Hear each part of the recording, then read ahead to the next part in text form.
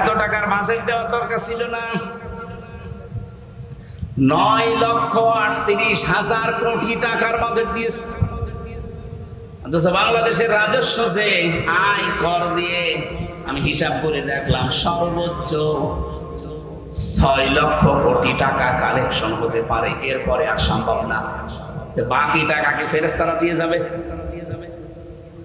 অবশ্যই আপনাকে বিদেশ থেকে ধার করা লাগবে, ঋণ নেওয়া লাগবে, ব্যাংক থেকে ঋণ নেওয়া লাগবে। আর ঋণ নিলে শোধ দেওয়া লাগে না। আর শোধ দিতে গিয়ে তখন বড় বড় মেগা প্রজেক্ট হাতে নেবেন। 10,000 টাকা যেখানে খরচ করার কথা, সেখানে পদে পদে আপনি খরচ করবেন 40,000 টাকা। তাহলে 10,000-এ যদি একটা ব্রিজ করা সম্ভব হয়, সেখানে খরচ করছেন আপনি 40,000। 30,000 টাকা মাঝখান থেকে আপনি গায়েব করে দেবেন। এই জন্যই তো দেশের অবস্থা এই। সাংবাদিক প্রশ্ন করার পর আমি এইটাই বলছি।